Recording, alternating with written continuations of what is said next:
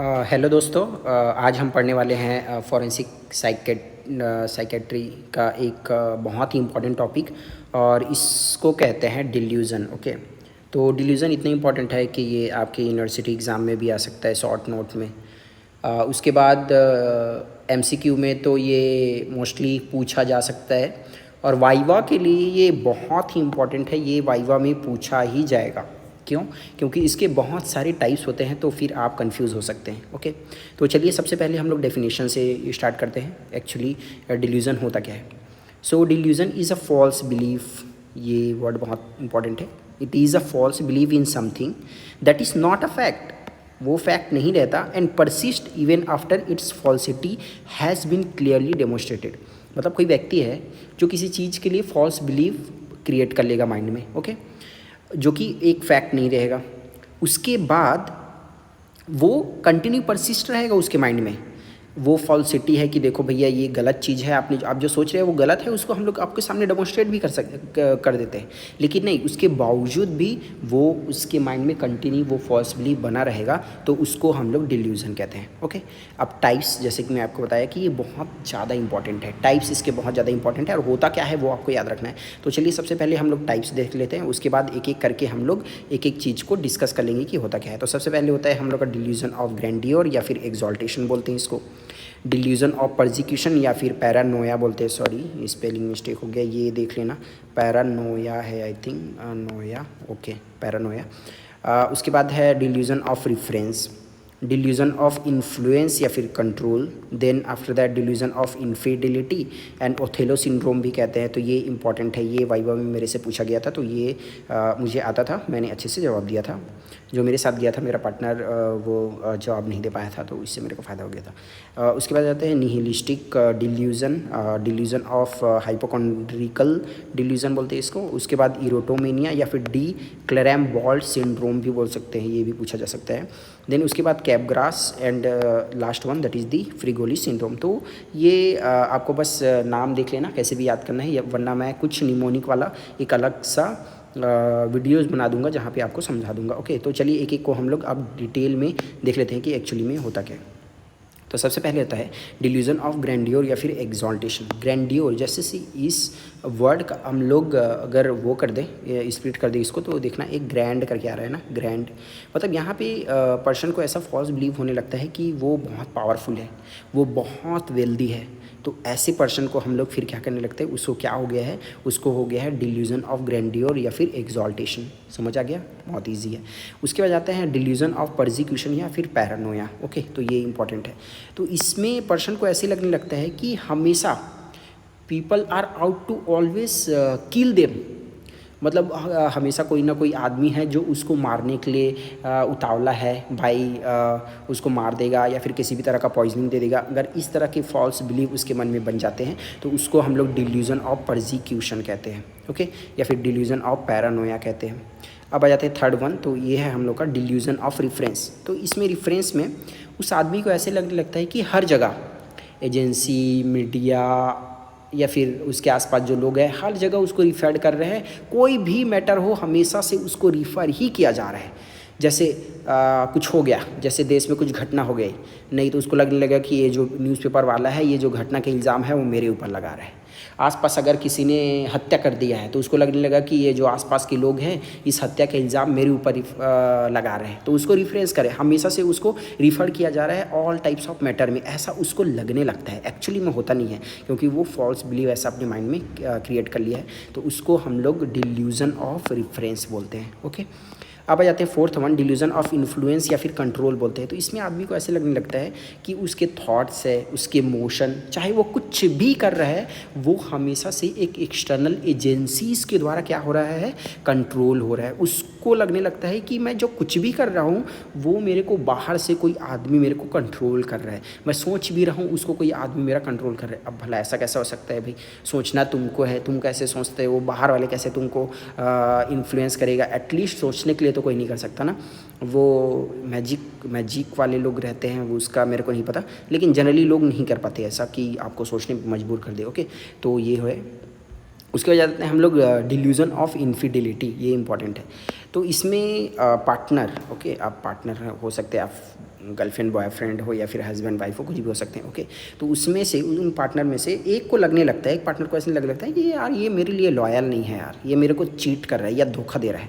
तो ऐसे लोगों को बोलना कि डिल्यूज़न ऑफ इनफिडिलिटी। अगर आप MBBS कॉलेज में हैं, आपकी गर्लफ्रेंड होगी, और अगर आपको गर्लफ्रेंड को ये होने लग रहा है कि वो आपकी चीट कर रही है, भले आप चीट नहीं कर रहे हो उसको, लेकिन वो हमेशा एक ऐसे सोचती रहती है कि कहीं ये बंदा मेरे को चीट तो नहीं कर रहा है, ये मेरे लिए लॉयल तो नहीं है, तो उसको बताना कि बहन ऐसा कुछ नहीं है, तुमको डिल्यूजन ऑफ इनफिडिलिटी हो रहा है, चलो साइकेट्रिस्ट के पास चलते हैं, ओके।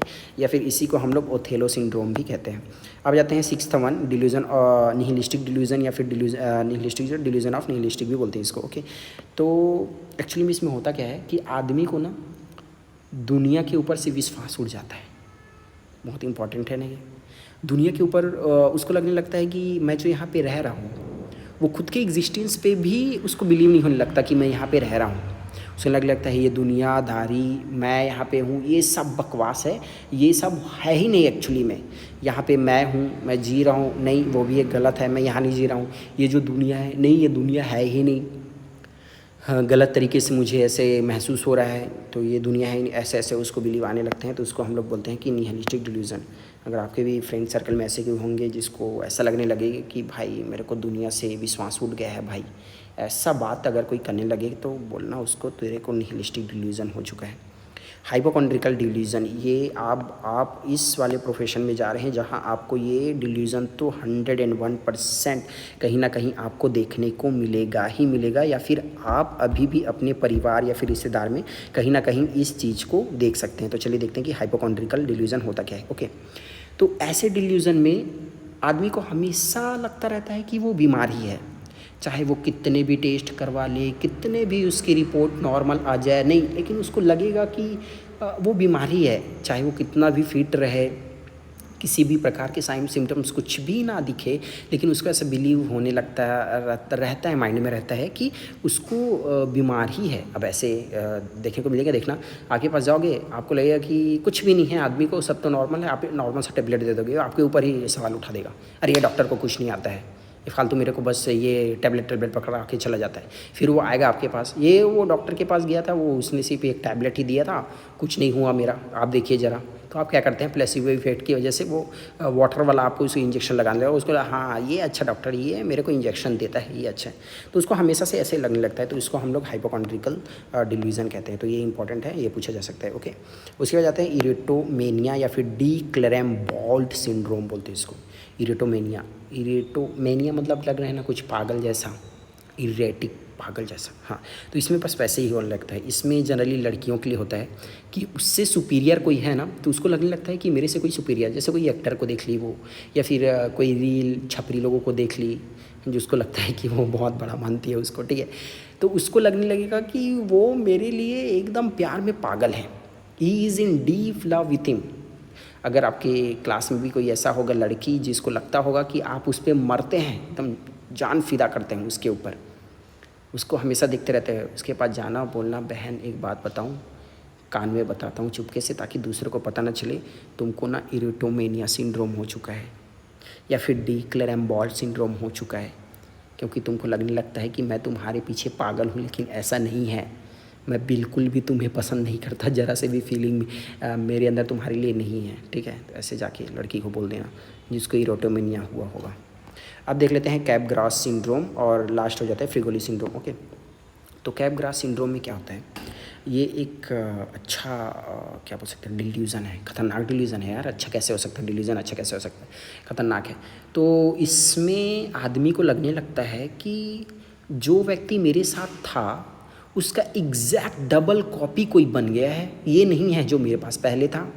जैसे कोई आपका दोस्त होगा, उसको डिल्यूजन ऑफ या फिर कैपग्रास सिंड्रोम उसको हो गया, तो उसको क्या लगने लगेगा कि तुम नहीं हो वो जो तुम थे, तुम्हारा जो पहले था वो एक एग्जैक्ट कॉपी से क्या हो गया है, रिप्लेस हो गया है, ऐसे उसको लगने लगेगा। उसको हम लोग कैपग्रास सिंड्रोम बोलते हैं, कैपग्रास, ओके।